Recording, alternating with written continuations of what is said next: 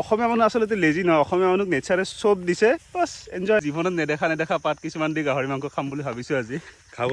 লাগে কেতিয়াও নোখোৱা বস্তু খাব লাগে জিভাখন চেঞ্চলেছ টাইপ হৈ গ'ল মই টেষ্টি কিন্তু চেৰেংকে মাৰি দিয়া গাহৰি আৰু পিছফালে ভিউ আৰু কি লাগে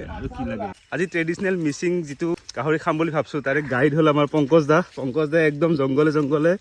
গছৰ পাত কি বিচাৰি গৈ আছে পাইছেনে পংকজ দা এইটো মাৰ্চা এইটো কিহেৰে খায় মাৰ্চা এইটো গাহৰি মাংসৰ লগত জাল কৰি খাই বেছিভাগ এইটো মাৰ্চা ফিক্সৰ নিচিনা টেষ্ট বোলে এইটো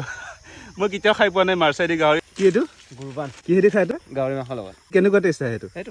গোন্ধ এটাও আহে ধুনীয়া মই কেতিয়াও গুৰবান পাত দেখাই নাই আজি গুৰবানেদি গাহৰি মাংস খোৱা প্লেন কৰি আছো এইটো কহতা ডিমৰুটো এইটো আপোনাৰ মাংসৰ লগত বনাই খাম ইয়াতে গোটেইকেইটা দি গাহৰি খাব পাৰি আৰু এইটো ডিমৰি দি গাহৰি খাব পাৰি খাম আজি কিবা এটা দাদাই কি বুটলিছে এইটো পাৰ্বতী বুলি কয় কিহেৰে খায় এইটো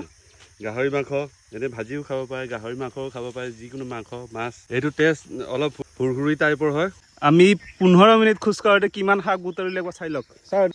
বাপৰে এবিধৰ ৰোৱা শাক নহয় চব জংলী শাক অসমীয়া মানুহবোৰ আচলতে লেজি নহয় আগতে যেতিয়া পইচাৰ আৱিষ্কাৰ হোৱা নাছিল এতিয়া মানুহবিলাকে এনেকৈ বাৰীৰ পিছফালৰ পৰা শাক বুটলে কিনাৰতে ব্ৰহ্মপুত্ৰ নদীৰ পৰা মাছ লৈ আহে